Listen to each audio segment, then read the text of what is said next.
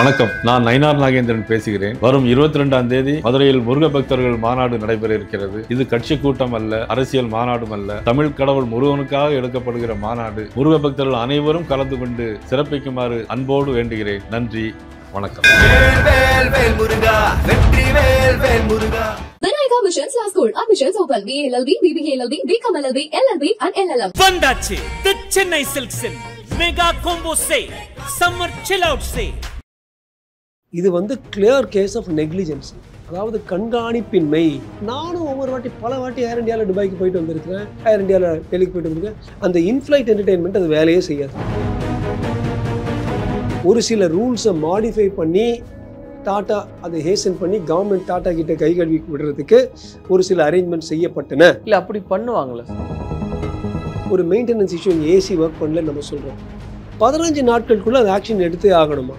ஏர் இந்தியாவுக்குள்ளே ஒரு கோல்மால் கூதல் நடந்துட்டு இருக்குது. 15 நாள் ஆச்சுன்னா அந்த 14வது நாள் அதை டிலீட் பண்ணிவிட்டு புதிய கம்ப்ளைண்ட் மாதிரி 16வது நாள் போட்டு அது இன்னொரு 15 நாள் வாங்குறது. இந்த ஏர் இந்தியா ஃப்ளைட்லேயே பலர் எழுதியிருந்தாங்க, அப்படியே இந்த நேக்கட் வயர்ஸ் எல்லாம் தொங்கும், அதை ஒழுங்காக டெக் பண்ணி உள்ளே கூட போடுறது இல்லை. ஸோ இதெல்லாம் அவங்க செக் பண்ணியிருந்தா மேபி இப்படியான ஒரு இன்சிடென்ட் நடக்கிறதுக்கான வாய்ப்பை தடுத்திருக்கலாம். இது ஒழுங்காக மெயின்டெனன்ஸ் செக் பண்ணியிருந்தா இது நடந்திருக்காது. அது மட்டும் இல்லை, இன்னும் சில லைனர்ஸும் இது மாதிரி போகலாம். எப்படி ஒரு உடம்பை நம்ம ஒரு சுகரு பிபி இருக்குது அப்படியே விட்டோம்னா அது கிட்னி ஃபெயிலியர் நிற்கும், லிவர் ஃபெயிலியர் நிற்கும், மரணம் வரும். அதே போல் ஒழுங்காக கண்காணிப்பு இல்லாததுனால. கலாட்டா நேயர்களுக்கு வணக்கம். நான் சரவண ராம்குமார். இன்று நம்மோடு டாக்டர் ராஜ்குமார் சார் இருக்கார். அவர்கிட்ட நிறைய விஷயங்களை பேசலாம். தொடர்ச்சியாக பல்வேறு விஷயங்கள் பல்வேறு கோணங்களில் பேசிக்கிட்டு இருக்காரு. இன்னைக்கு நிறைய விஷயங்களை பேசணும். வணக்கம். வணக்கம் எஸ்ஆர்கே நேயர்களுக்கும் வணக்கம். இந்த ஃப்ளைட் கிராஷ் இதை பற்றி கலாட்டாவில் மட்டுமே மல்டிபிள் வீடியோஸ் நாங்கள் பண்ணியிருக்கோம் சார். அங்கே என்ன நடந்தது, ஈவன் லைவ் ரிப்போர்ட் உட்பட பல்வேறு விஷயங்கள். இப்போ உங்களுடைய பார்வையில் இதில் என்னெல்லாம் நடந்திருக்கு? ஏன்னா நீங்கள் அது சம்மந்தமாக பேசிக்கிட்டு இருக்கீங்க, ஈவன் பைலட்ஸோட எல்லாம் டிஸ்கஸ் பண்ணியிருக்கீங்க. ஸோ இதில் என்ன நடந்திருக்குன்றது உங்களுடைய வியூவாக இருக்குது சார். ஸோ எனக்கு இதில் இன்ட்ரெஸ்ட் என்னென்னா, நான் ஏவியேஷன் எக்ஸ்பர்ட்டா இல்லை, நானே ஆளுநாள் அழகராஜா இல்லை. ஆனால் ஒரு பிரச்சனை வரும்போது சம்மந்தப்பட்ட நிபுணர்கள் கிட்ட நான் பேசுவேன். அவங்கக்கிட்ட இந்த இன்சைட் இன்ஃபர்மேஷன் எடுத்து அதை மக்கள்கிட்ட கொடுப்பேன். ஸோ இனிஷியலி இது இந்த செலபிங்கிற ஒரு டர்க்கிஷ் கம்பெனி இந்த கிரவுண்ட் ஹேண்டிங் அவங்க இன்வால்வ்டாக அது மாதிரிலாம் கொஞ்சம் வந்துச்சு. நானும் அதை பற்றி ஒரு 2 இடத்துல பேசினேன். பட் இப்போ சமீபத்தில் முந்தா நேற்று சம்மந்தப்பட்ட ஏர் இந்தியா பைலட்ஸ், அது என்ன மாதிரி பைலட்டு, இந்த ட்ரீம் லைனர் இந்த 787 ஆக்சுவலாக ஓட்டுறவங்க கிட்ட நான் கொஞ்சம் பேசி இன்சைட் இன்ஃபர்மேஷன் பப்ளிக் எடுத்திருக்கேன். இந்த பைலட்ஸ் குறிப்பாக சொன்னாங்க, எங்கள் பேரை கொடுக்க ரெஃப்யூஸ் பண்ணாங்க. இது கிளியர் கேஸ் ஆஃப் நெக்லிஜென்ஸ், அதாவது கண்காணிப்பின்மை, ஒழுங்காக பார்க்காதனால. முதல் மாரி அதை நான் வெளியில் சொல்கிறேன். நேற்று இரவு வரைக்கும் பேசிட்டு இருந்தேன். அந்த ஏர் இந்தியா டேக் ஓவர் பண்ணிட்ட அப்புறம் எல்லாரும் நினச்சோம் அந்த டாட்டாவுடைய முத்திரையோட கண்காணிப்பு ரொம்ப நல்லாயிருக்கும், இது பைலட்ஸோட பராமரிப்பு நல்லாயிருக்கும். உல்டாவாக போயிருக்கு. ஏன்? ஏர் இந்தியாவுடைய டாப் பர்சன், டாட்டாவோட டாப் பர்சன், ஃபார் எக்ஸாம்பிள் இப்போ மேனேஜிங் டைரக்டர் சிஇஓ சந்திரசேகர் இருக்கார். அவர் அளவு வரைக்கும் கூட தரங்க வரைக்கும் கூட போகிறது இல்லையா. அந்த தளத்துக்கு போகாமையே இங்கேயே இந்த சோ கால்டு காஸ்ட் கட்டிங், இந்த எம்பிஏ ஆளுங்க வந்துடுவாங்க. இந்த எம்பிஏ ஆளுங்க உட்காந்து ஒரு உயிர் இதில் இருக்குது. எப்படி எம்பிஏ ஆட்கள் ஹாஸ்பிட்டல்ஸில் கூட பேஷண்ட்ஸ் 2வது நாள் வீட்டுக்கு அனுப்பி தான் ஆகணும், இல்லைன்னா இவ்வளோ காஸ்ட் ஆகும் இன்சூரன்ஸ்னு. எம்பிஏன்னா என்ன? Management, business administration. Okay okay. எல்லாமே நம்ம ருபீஸ் பைசா பிஸ்னஸ் அட்மினிஸ்ட்ரேஷன் காஸ்ட் கட் தான். Cost cutting. ஓகே, கரெக்டாக சொன்னீங்க. அதாவது it is bloated air India government. இதை முதல் ஸ்மால் ஆக்கி டைட் ஆகணும். இன் பிரின்சிபல் எஸ், ஆனால் எங்கே நம்ம கண்காணிப்பு தேவைங்கிறது அவங்க யோசிச்சிருக்கணும். So number 1 cost cutting. அதாவது முதல் விஷயம் போனது ஒரு 9 மாதம் 1 வருஷத்துக்கு முன்னால். நானும் ஒவ்வொரு பல வாட்டி ஏர் இந்தியாவில் துபாய்க்கு போயிட்டு வந்திருக்கிறேன், ஏர் இந்தியாவில் டெல்லிக்கு போயிட்டு வந்திருக்கேன். அந்த இன்ஃப்ளைட் என்டர்டெயின்மெண்ட் அது வேலையே செய்யாது. எப்படி நான் புக்கு தான் படிப்பேன், பார்க்க மாட்டேன். ஆனால் அந்த இன்ஃப்ளைட் என்டர்டெயின்மெண்ட் எல்லாரும் ஞாபகம் வச்சுக்கோங்க. எனக்கு பொறுத்த வரைக்கும் மக்களுக்கு ஒரு எந்த ஒரு லைனர்லேயும் இன்ஃப்ளைட் என்டர்டெயின்மெண்ட், ஏசி, இந்த மாதிரி ஆக்சசரிஸ் சரியாக வேலை செய்யலைன்னா கண்காணிப்பு சரியில்லை. நாம என்ன நினச்சிப்போம், ஒருவேளை அடுத்த வாரம் சரிப்படுத்திடுவோம்னு சொல்லி நம்ம போய்ட்றோம். அடுத்த வாரம் வரவன் அதுக்கு இன்னொரு வாரம் வாங்குவோம். இது மாதிரி போயிட்டுருக்கு. இது மாதிரி விஷயங்கள் காஸ்ட் கட்டிங். ஒரு முக்கியமான ரூல் நேற்று கேள்விப்பட்டேன். இந்த டிசிஜிஏங்கிறது டிபார்ட்மெண்ட் ஆஃப் சிவில் ஏவியேஷனுக்கு ஒரு சில ரூல்ஸ் இருக்கான். இது மாதிரிலாம் பண்ணாதான் ஃப்ளை பண்ணணும். டாட்டா டேக் ஓவர் பண்ணும்போது இது நீங்கள் நெட்டில் போய் பார்க்கலாம். ஒரு சில ரூல்ஸை மாடிஃபை பண்ணி டாட்டா அதை ஹேசன் பண்ணி கவர்மெண்ட் டாட்டா கிட்ட கை கழுவி விடுறதுக்கு ஒரு சில அரேஞ்ச்மெண்ட் செய்யப்பட்டன. அதில் டிசிஜியே சில காம்ப்ரமைஸ் சமரசங்கள் செய்தனன்னு நான் கேள்விப்பட்டேன். அதாவது இவ்வளவு ஏர் ஹவர்ஸ் இருக்கணும், இவ்வளவு மெயின்டெனன்ஸ் இருக்கணும் கூட இன்சிஸ்ட் பண்ணலையா. அதாவது எப்படியாவது டாட்டா கையில் கட்டிடலான்னு. இல்லை அப்படி பண்ணுவாங்களா சார்? ஏன்னா இது ஒரு உயிர் சம்மந்தப்பட்ட விஷயம் அப்படிங்கும்போது அப்படி நாங்கள் கஷ்டமாக இருக்குது. உயிர் சம்மந்தப்பட்ட விஷயத்த அவங்க பார்க்கல. அதாவது அந்த இன்னொரு முக்கியமான இன்சைட் இன்ஃபர்மேஷன் முதல் முறை சொல்கிறேன்.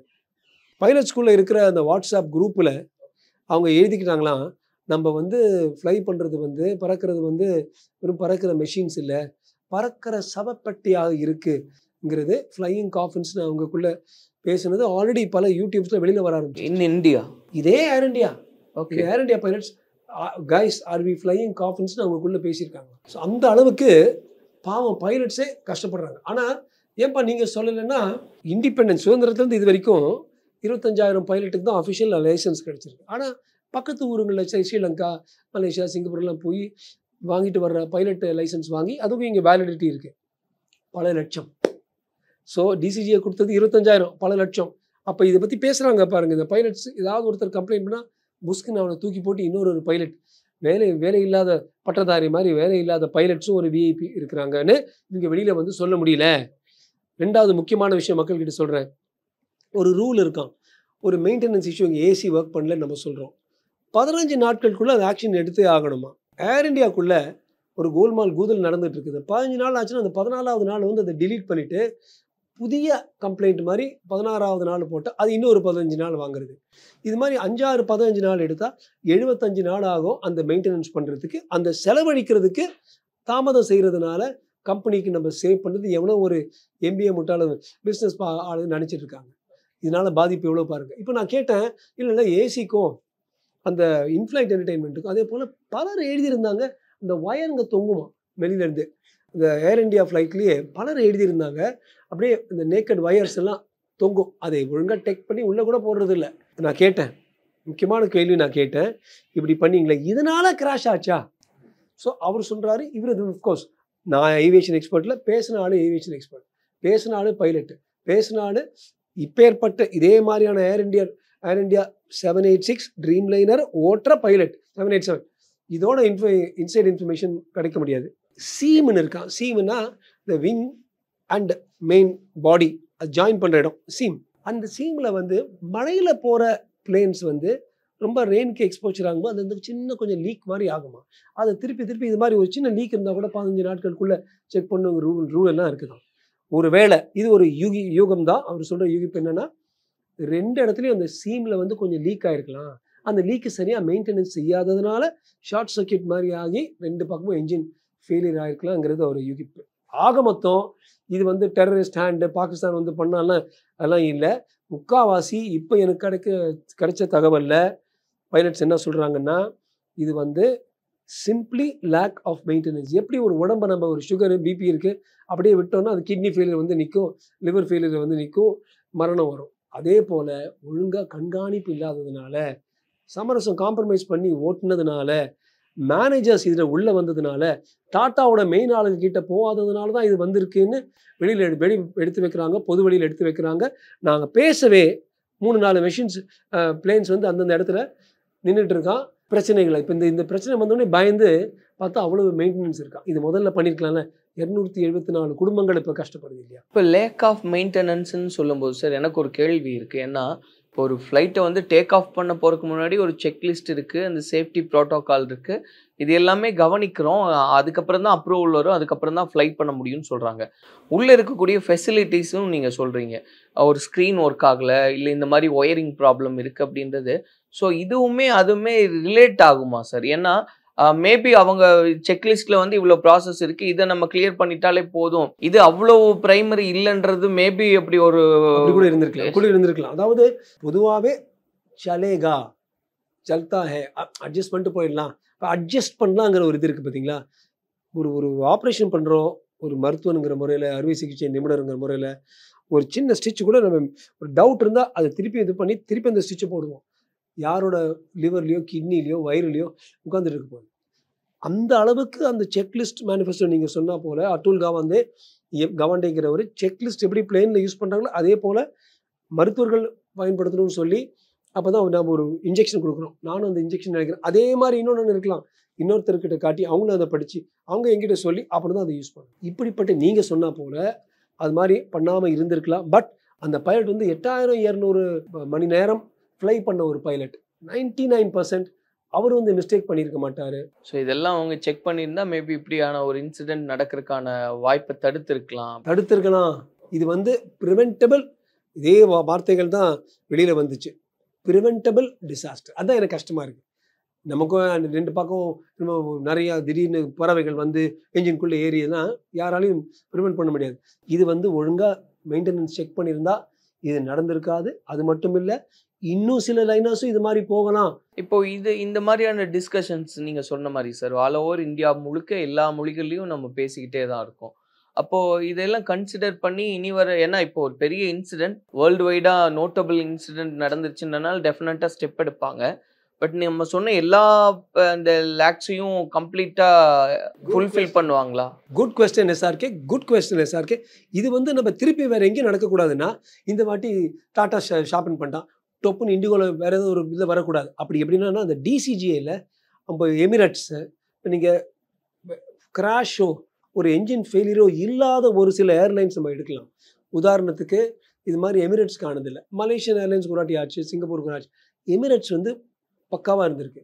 அந்த எமிரேட்ஸ் கடைபிடிக்கிற அந்த நார்ம்ஸ், அந்த பட்டியல்கள், சுரக்ஷனை, அந்த பாதுகாப்புக்கு அவங்க பண்ணுற விஷயங்கள், அதை எடுத்து நாமும் பண்ணலாம். டிசிஜியை தயவு செய்து அது மாதிரி நம்ம ஒரு அடாப்ட் பண்ணி ஸ்ட்ரிக்டாக ஆக்கணும்னா சரி. இதனோட நெட் ரிசல்ட் வந்து விலை கொஞ்சம் உயரலாம், கொஞ்சம் விலை உயர்ந்தால் கூட பரவாயில்லை, பாதுகாப்பாக இருக்கும், தற்காப்பாக இருக்கும். அண்ட் சார் இதில் பேசும்போது 242 அதில் ஒன் எக்ஸெப்ஷன் அப்படின்றது அந்த விஸ்வாஸ் குமார் அப்படின்றது எல்லாருமே பேசுகிறாங்க. எஸ், அந்த மாதிரியான ஒரு இன்சிடென்ட் உங்களுடைய வியூவில் அது எப்படி இருக்குது? Again I am not an aviation expert. அதாவது மிரக்கல்ஸ் ஹேப்பன், கர்மா. நிறைய பைலட்ஸ் எக்ஸ்பர்ட்ஸும் அதே தான் சொல்கிறாங்க, மிராக்கல் தவிர அதில் ஒன்றும் இல்லை அப்படி. அதாவது விஞ்ஞான ரீதி இங்கே உட்கார்ந்தாரு, அந்த கிராவிடேஷனல் த்ரஸ்ட் இப்படி வந்துச்சு, இப்படி போச்சுன்னா அது இருந்துச்சுன்னா ஃபிசிக்ஸ் வைஸ் ஒரு எக்ஸ்ப்ளனேஷன்ஸை நான் சொல்லியிருப்பேன்.